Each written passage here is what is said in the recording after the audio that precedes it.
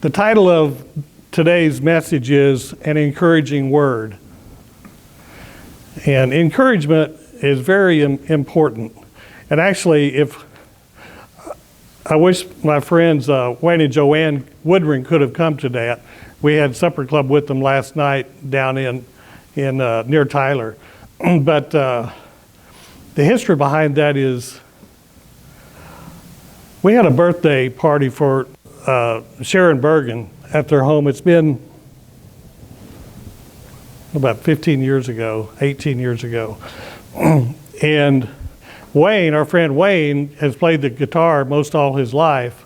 And somebody had put out a notepad there on the counter at Ken and Sharon's home for people to write a progressive poem, which is pretty fun. You know, somebody starts, writes a couple lines or a few lines, then somebody else comes along and keeps adding to it.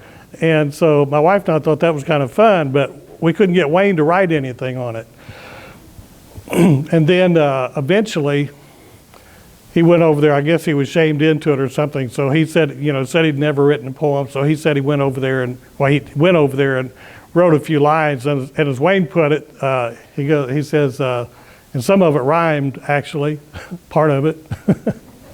But Wayne's very self-deprecating, but he's very talented. But some of y'all have seen Wayne and Joanne in the band with my wife at the barn dance. And by the way, you might make a note.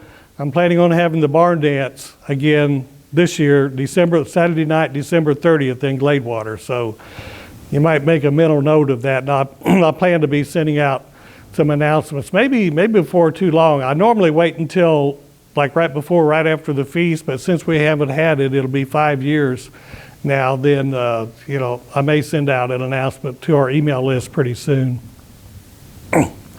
But anyway, back to the song, An Encouraging Word. My wife told Wayne, she said, you've got music and you've got words because you wrote some lines on that poem. Why don't you write a song? And so he thought about it for a while, and that was his first song he wrote, was An Encouraging Word. And he's written about 40 songs since then. I'm not talking about these really good, wholesome, melodic songs. But that's the history behind the title of the message, An Encouraging Word. But encouraging words are very important. I'll give you a quick little story. Sharon Bergen, who I referred to a while ago, that had this birthday back about 18 years ago. My wife and I used to buy fixer-upper houses, and it was my second house I bought, and it was basically just a little shack. It was like a one-bedroom, and I hung wallpaper in some of it, and I had never hung wallpaper before. But when our friends Ken and Sharon came over to look at the house, Sharon complimented a few times on how good the wallpaper looked. And, that was nice. And then the next house, I sold that house, and the next house we bought, we lived in it for a while. And I put the same wallpaper in there, and Sharon made the same comments. Long story short, I decided that encouraged me to hang my shingle out as a wallpaper hanger.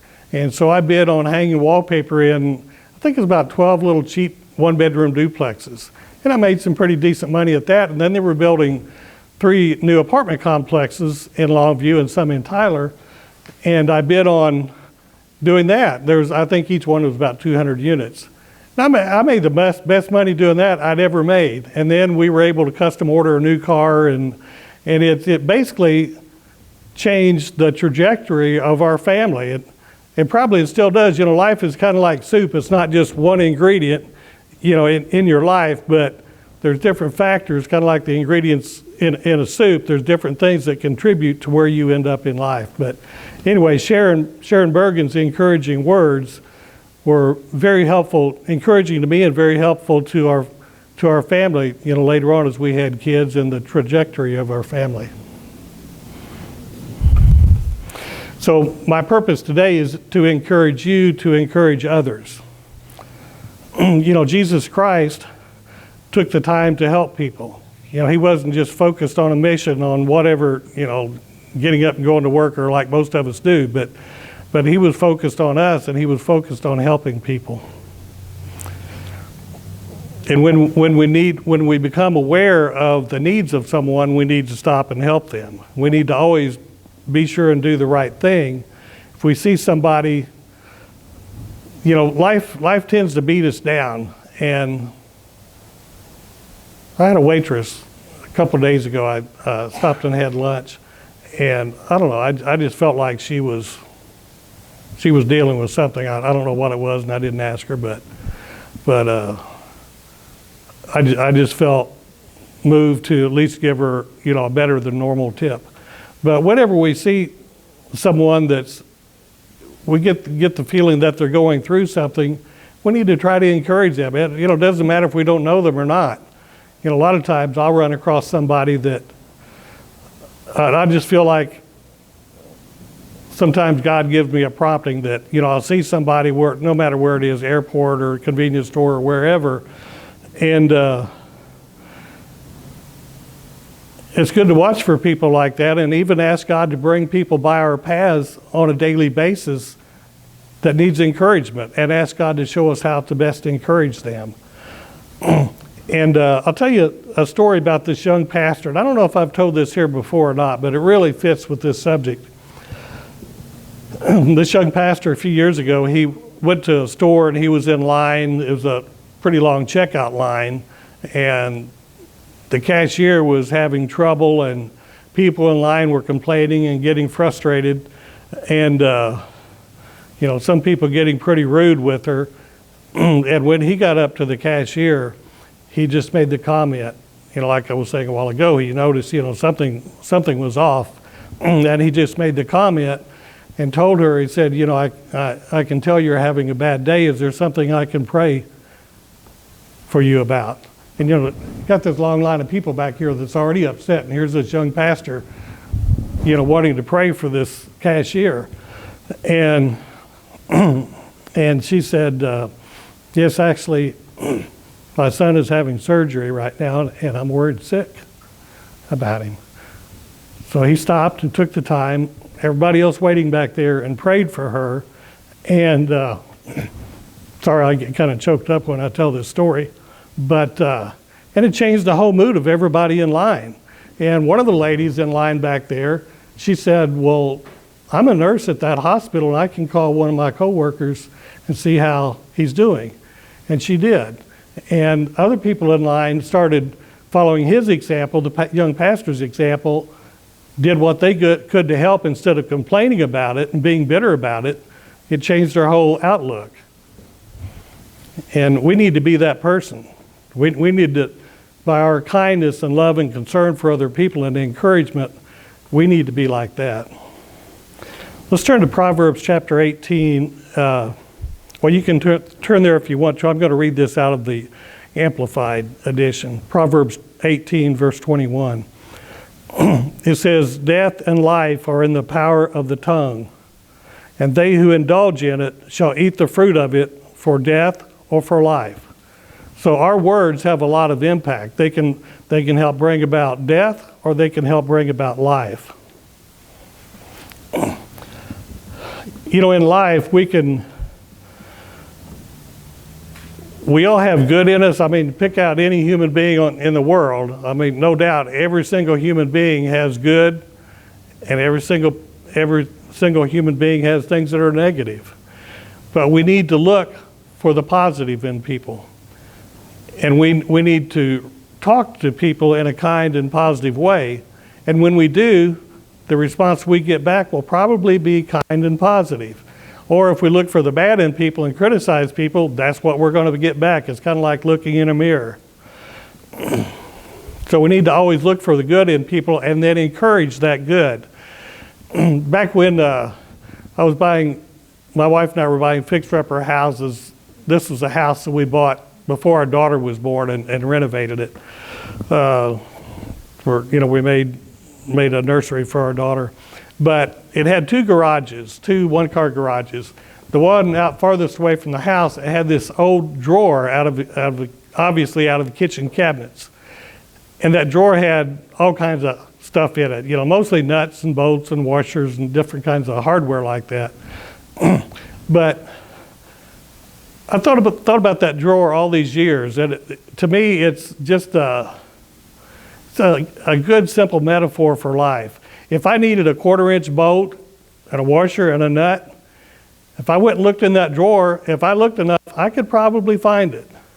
And in the process, I might find some rat poop or a dead roach in there. But that's not what I was looking for. If I went over there, if I needed a 1/4-inch bolt and I went and picked up a dead water bug, that's not going to do me any good.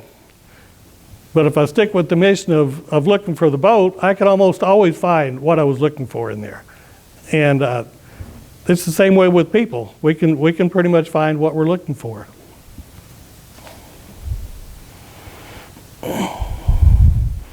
So when we talk to someone, we need to use loving kindness.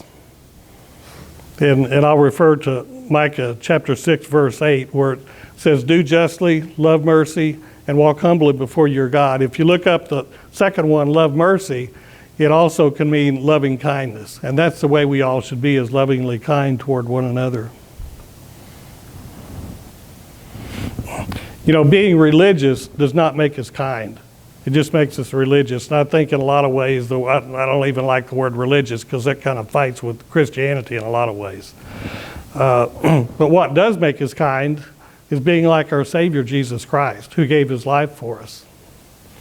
There's a world full of people that are starving for affirmation and encouragement. When we affirm someone, if we look for the good in someone and encourage them in that affirmation is a form of love. So let's make a habit out of encouraging others, no matter who it is, whether it's family, friends, someone we know, someone we don't know. We need to look for the good in others. And I was told about a message that I haven't listened to yet. It was from actually Gary Petty, I think it was, in the United Church of God. And his whole point, a friend of mine told me about it, and his whole point was we as Christians need to get out of our comfort zone. We can't just be Christian and just stay in our comfort zone. What Jesus Christ did was way outside of his comfort zone. And if we see somebody that we don't know, and I try to do this. Sometimes I'll feel like God is prompting me to go encourage somebody, somebody I don't know. And sometimes I do, and sometimes other times I haven't. And I've kicked myself later for the times that I could have and should have, and I didn't. But, on the other hand, I've never done that, taken that risk, and it turned out poorly. It seemed like it was always needed.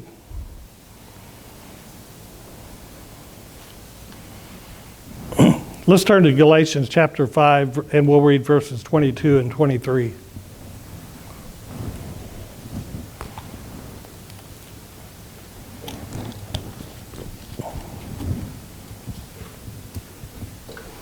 Galatians chapter 5, verses 22 and 23. But the fruit of the Spirit is love, joy, peace, long-suffering, kindness, goodness, faithfulness, gentleness, self-control. Against such there is no law. So we need to be on the lookout for people that need some encouragement or just some help. And we need to be the hands and feet of God. That's what we can be for another person. Sometimes we pray for help, but also sometimes we are the help for other people, and we need to make sure that we're there for that.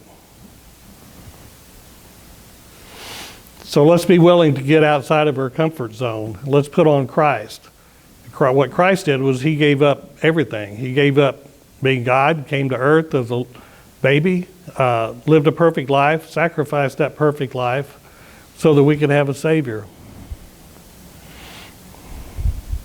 Like one of the lines in my friend Wayne's song, An Encouraging Word, he says, you never know just how much good might be done if you give someone an encouraging word.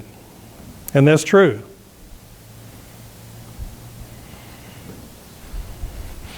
I'll tell you a short story. This past Thanksgiving, I was driving from home, Gladewater, to Dallas to the airport to fly out and visit my kids and grandkids for Thanksgiving. And I stopped along the way at a restaurant, and the maitre d' there seated me and back in this room, and there's a booth in the corner, and she seated me at a round table there right in front of the booth. So I sat down there by myself. God was really onto something when he created us to have companions, and that was the biggest honor of my life, besides knowing God, was being married to my wonderful wife for 47 years. And I miss her a lot. So, used to it was always the two of us. We'd go out and visit the kids, stop and eat and that kind of thing. So anyway, I'm sitting there at this table, and there's this little white-haired lady sitting at this booth in the corner behind me. I mean, she was like right directly behind me. And I thought I heard somebody say something. I turned around and looked, and it was her. She was looking at me, and she said something, and so I responded to her and, turned back, because it's kind of a strain to turn around backwards like that.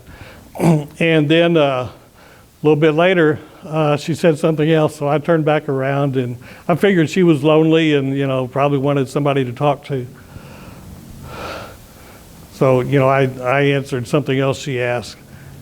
And then a little bit later, she moved over to the other side of the booth, to the bench on the other side, where it wasn't quite as much of a strain to turn around and see her. And then she said something else, and so I turned back around there and I said, "Would you like to come over here and sit?" Because I figured she's just lonely, like some companionship.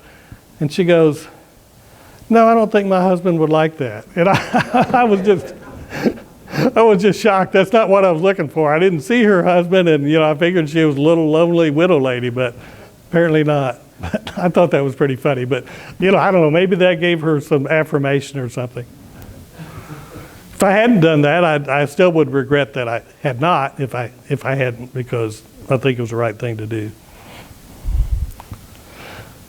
Let's turn to Philippians chapter 4, and we'll read verses 4 and 5.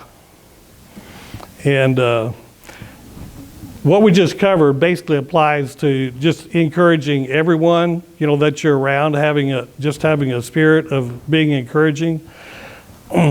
The rest of what I want to focus on mostly is about encouraging the most important people in our lives, which would be our mate and our children and our parents, which has to do with my prop here. Philippians chapter 4, and we'll start in verse 4. "Rejoice in the Lord always. Again, I say rejoice.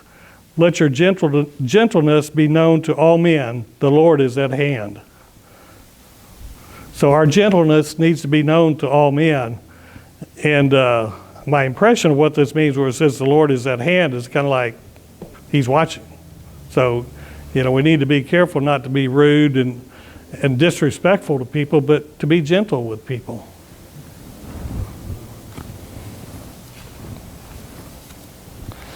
Let's drop down to verse 8, Philippians 4, verse 8. The heading in my Bible says, "Meditate on these things. Finally, brethren, whatsoever things are true, whatsoever things are noble, whatever things are just, whatever things are pure, whatever things are lovely, whatever things are of good report, if there is any virtue, and if there is anything praiseworthy, meditate on these things." As I mentioned before, we all have positive qualities and we all have negative qualities. But in verse 8, we're told to focus on the positive, and that will encourage other people to good works, or to even better works. Let's turn now to 1 Thessalonians chapter 5, and we'll read verse 11. 1 Thessalonians 5:11.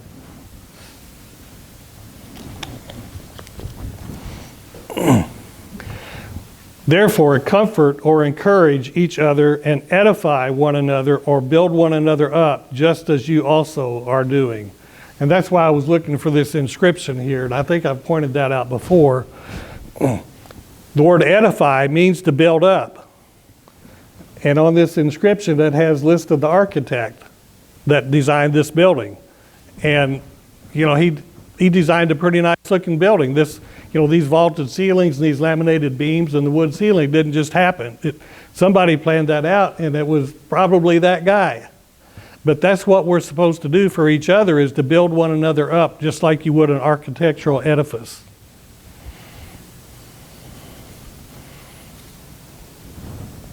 Other people tend to gravitate toward the words that we use. And my wife and I discovered this with our children when they were growing up, is it's way more productive to focus on the positive with your children and with other people than to focus on the negative, because they're going to tend to go in the direction that you're focusing on. Words have power. They have a lot of power. Think of words as containers of explosives. It could be, the wrong words could be like a torpedo that'll sink a ship. Positive words can be like a rocket booster that will lift other people up. It could go either way, just like the scripture we read earlier about words have the power of life and death. So imagine when you're talking to someone, imagine if your words that you say to them can be worn on their coat or shirt or their dress. What would it look like? Would our words be ugly, look like garbage pinned on somebody's clothing, or would it look like jewels? Because it's up to us. It could be either way. We need to make sure that we leave people edified and built up. Where if you could see our words on their clothing, that it would be attractive. When we have a conversation with someone and they walk away from us, they should feel encouraged and uplifted. I'll read, you can turn if you'd like to, you don't have to. may read a few scriptures here quickly. One is Proverbs chapter 19, verse 22. What is desired in a man is kindness, and a poor man is better than a liar. Matthew chapter 12, verse 37. By your words you will be justified, and by your words you will be condemned. That's pretty serious warning. And Proverbs chapter 12, verse 25, I'll read this in the Amplified. That's Proverbs 12, 25. Anxiety in a man's heart weighs it down, but an encouraging word makes it glad. You know, people are walking around. Pretty much everybody you see is going through something, and I'm sure each of you is going through something. We don't know by looking at you, but I'm pretty sure we're all going through something. And, you know, people get weighted down like carrying around a bag of rocks, and we can lighten their burden if we encourage them. A few more scriptures here. Proverbs chapter 10, verse 20. The tongue of the righteous is choice silver. The heart of the wicked is worth little. Proverbs 12:18. There is one who speaks like the piercings of a sword, but the tongue of the wise promotes health. In Proverbs chapter 15, verse 4, a wholesome tongue is a tree of life, but perverseness in it breaks the spirit. So let's be careful not to break someone's spirit.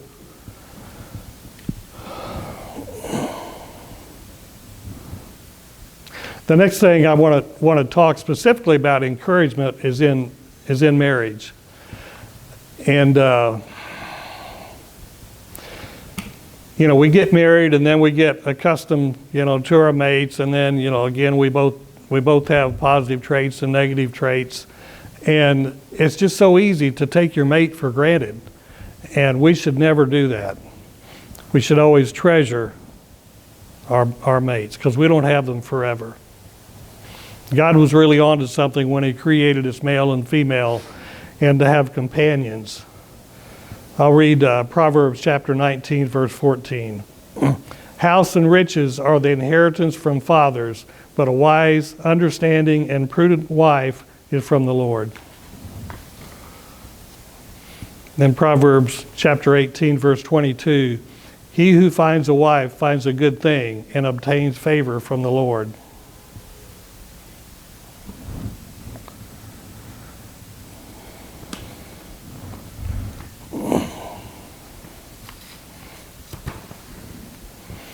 Some here, are blessed to have their mate, and some are not. But it's if you have your mate, you're very, very, very blessed.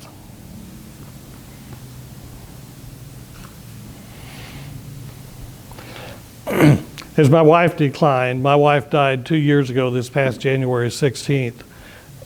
As she declined, we would have, like our holistic doctor recommended, every evening I would pour us 2 glasses of red wine and get some dark chocolate, and we would sit there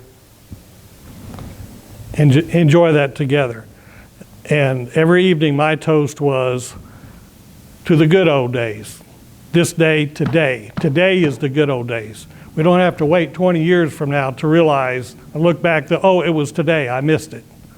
So we need to savor each day and those that God has put in our lives and realize that today is one of the good old days. There was a song that I heard that I had, I didn't have it played at my wife's funeral because I couldn't find the version of it that I heard on the radio that was so good. But the name of it, I think, is What is a Wife? And the song is about a little girl asking her dad, Daddy, I know what a mother is. What is a wife? And he spends the song, all the lyrics, telling what a wife is. And a wife is all these things. And for you men that are married, you don't have any idea how much your wife does. And I'm not trying to knock you. I'm just telling you from experience that your wife does a whole lot more than you ever dreamed of. And if you ever have to do everything she's always done, you'll realize how much she does. And a similar thing is true for the wives. It's easy, for us to get accustomed to one another and used to one another and just take for granted what each other does, which is, it's neat that we work together as a team like that and we each know what our role is and what roles we fulfill. But I'll tell you ladies, a secret about your husband is he wants to be your hero. He would do anything to be your knight in shining armor. So that's good to keep in mind too. The husband needs encouragement as well. Back here several years ago, I was reading an article. It was about the PV Guitar Company, and I was really impressed with what their slogan is. What the PV Guitar Company wants to do, or this was their objective about 15 years ago when I read this, is they want to be like a trellis for the employees. So if you just picture a trellis standing up here and this vine growing on it, their objective was to be a trellis for that vine to grow and bloom on, the vine of their employees. And we husbands should feel that same way about our wife and our family. We should be like a greenhouse, and for our families, like an incubator or a greenhouse to where our family, our wife and children can flourish.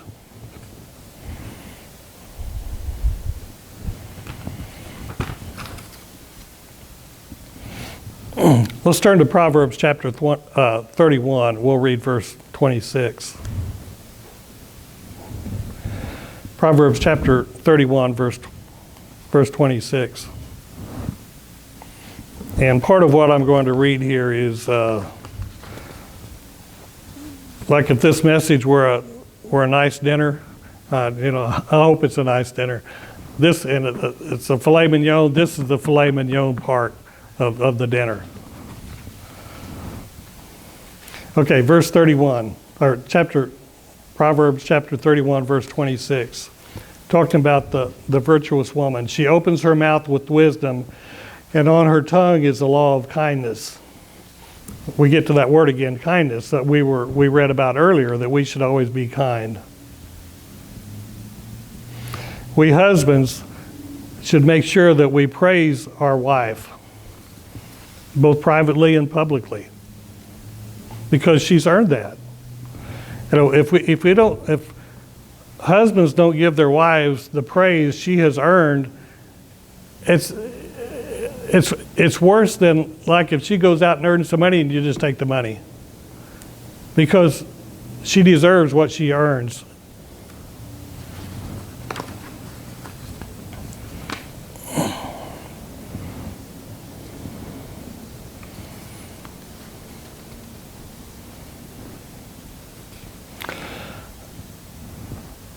"32 years ago,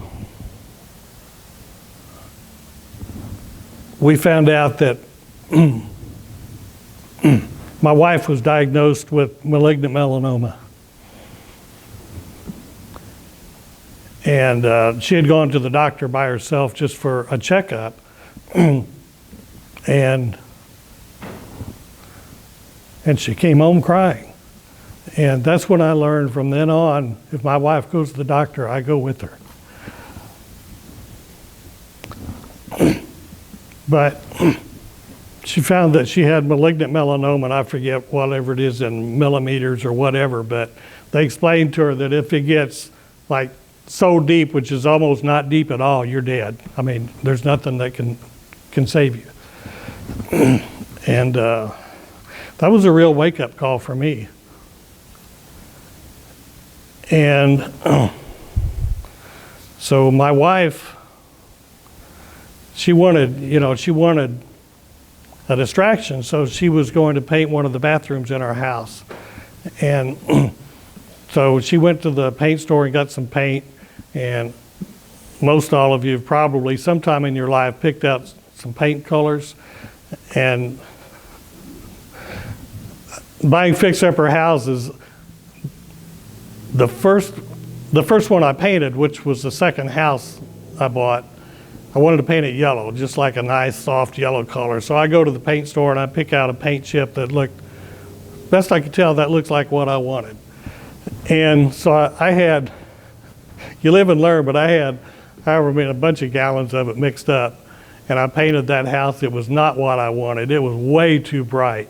And I ended up painting 4 or 5 houses by the time I ever got it toned down to what I was looking for, which was kind of a nice, kind of a creamish color. Okay, so back to my wife painting this bathroom. She had gone, and it was just a small bathroom, and she bought the paint and painted it, and it did not look good. This was when she had melanoma. And then Linda was very, very creative and very good at decorating, and she got a sponge or some sponges, shaped like flowers so she could sponge on flowers. It didn't look good. But I didn't say anything. You know what? I didn't care. You know what I cared about? I've got my wife. The rest of it didn't matter. And there's a song that, what's his name? Last name's Kenny Chesney, had out a good number of years ago. And anytime I hear that song, it reminds me of this experience. And he tells, in the song, Kenny Chesney tells about, his wife wanted to paint the bedroom, I think, blue and green and yellow or whatever it was. And he wouldn't let her. And she wanted this beautiful red dress. He said, I wish I would have bought it for her, but I didn't. And the main line in the song is, wouldn't hurt nothing. That's what I thought about that bathroom. Didn't hurt nothing.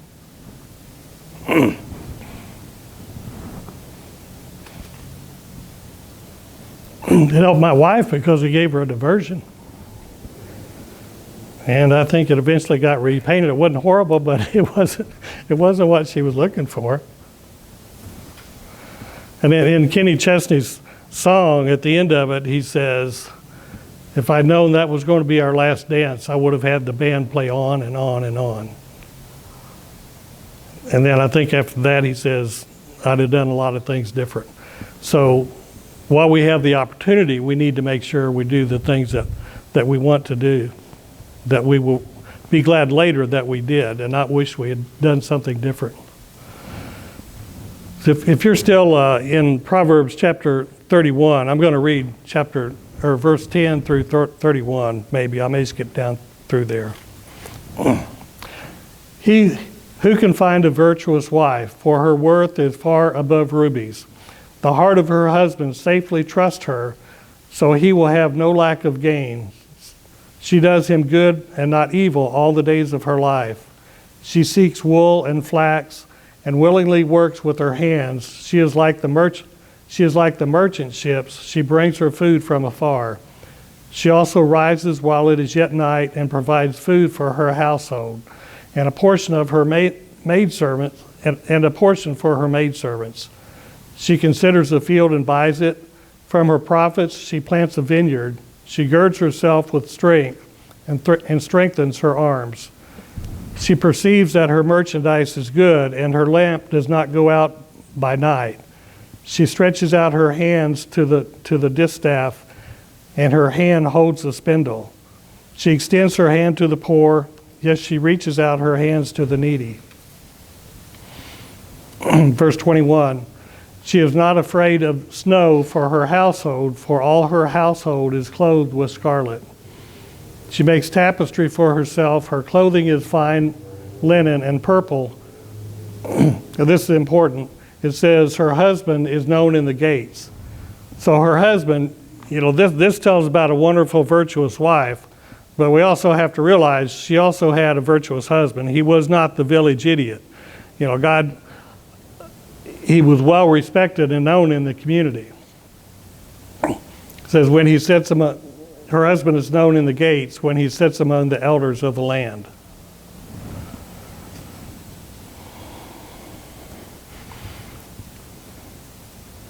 She makes linen garments and sells them and supplies sashes for the merchants. Strength and honor are her clothing. She shall rejoice in time to come. She opens her mouth with wisdom, and on her tongue is the law of kindness. She watches over the ways of her household and does not eat the bread of idleness. Okay, this next verse, 28, is one key. Her children rise up and call her blessed. Her husband also, and he praises her. Many daughters have done well, but you excel them all. Charm is deceitful and beauty is passing, but a woman who fears the Lord, she shall be praised. Give her the fruit of her hand. And let her own works praise her in the gates.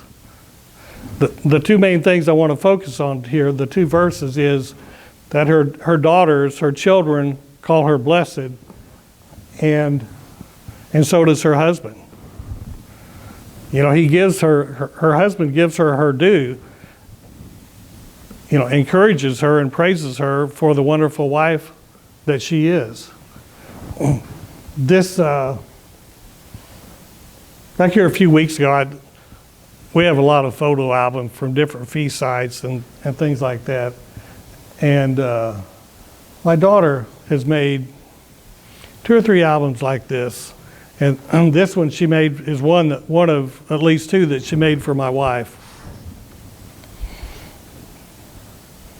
I can't. When I ran across this here a few weeks ago, I brought tears to my eyes as I looked through it. I'll lay this back here on one of the tables in the back. I'm going to lay my keys on it because I treasure this. If you want to look through it, you're welcome to. Just don't run off with my keys. If I leave my keys on something, I won't forget it. But Tiffany,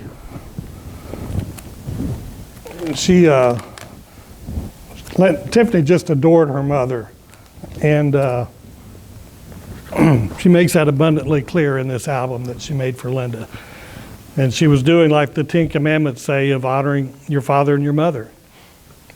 And she's done the same thing for me. And we have a wonderful son too, Chris. He's, the guys tend not to be as vocal and as the daughters do, but our son Chris is a wonderful, I started to say young man. He's he's not as young as he used to be. I'll put it that way. Neither am I, I've noticed.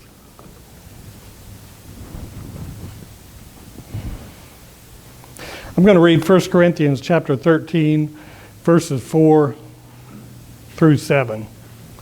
And this is a New Living Translation. This is one of my favorite chapters in the Bible. 1 Corinthians chapter 13.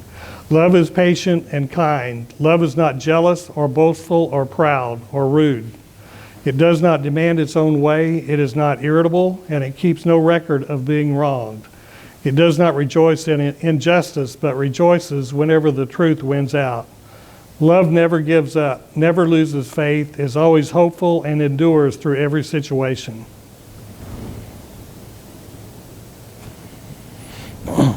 And if you'll turn to 1 Peter, we'll read chapter 3, verse 7. 1 Peter 3, 7.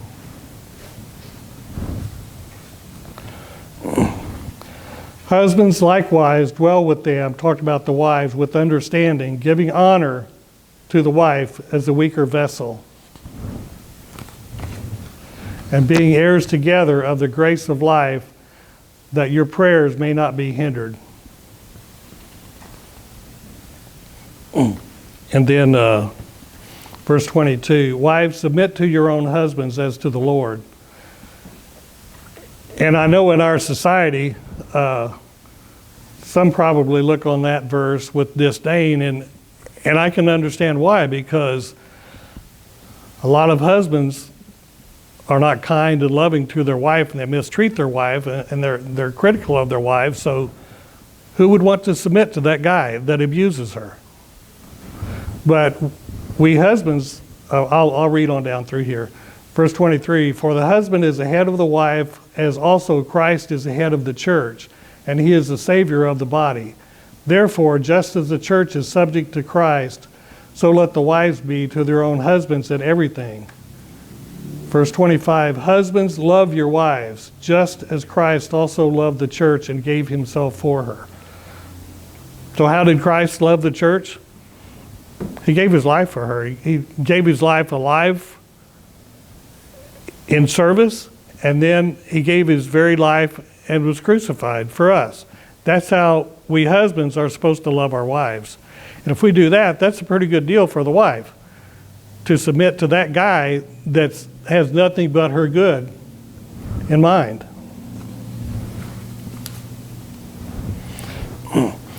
The next area I wanted to focus on quickly here is the children. You know, children, just like a wife is a gift from God, so are our children. They're a gift from God. The number one thing our children need to know from us as parents, from the husbands, is that we are in love with their mother. That's very comforting to the children. And then the children need to know the same thing from their mother about their father, that the wife loves the father.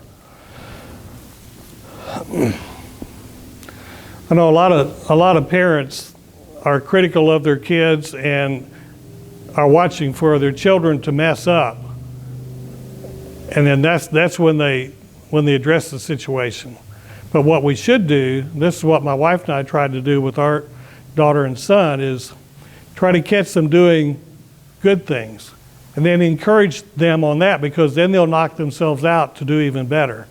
But if we as parents just kind of lay in wait, you know, the kids be doing good things and we just don't say anything about that, but then we catch them screwing up on something, then we'll jump them for that. Well, that's not going to work out too well. Yeah, we do need to correct our children in love, but the best thing we can do, the best way we can train our children is with our own positive example and being kind to them and encouraging them in what's right. When our son and daughter were growing up, I know growing up in the church, we were told that, well, you can't do this and you won't graduate from high school, which that's been a ways back now. It's been about 53 years. But, all these things, like when my wife and I, before we got married, we were looking for a house to buy, just a modest little 2-bedroom wood frame house in a decent area. And we were told, well, no, this is back during the oil embargo. No, you need to wait because, just in months you'll be able to buy that house for pennies on the dollar and that kind of thing. Well, it occurred to me, God gave me a life to live, and I've got to live that life. I can't just stay hunkered down waiting for the end to come. But so my wife and I, we always told our kids, our son and daughter, 2 things.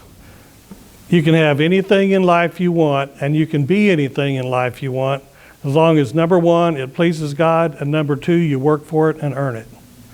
And they both done pretty well. And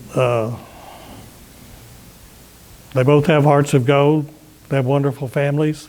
And they're baptized and seek God. So I don't know what else I would ask for, but we need to be positive with our children.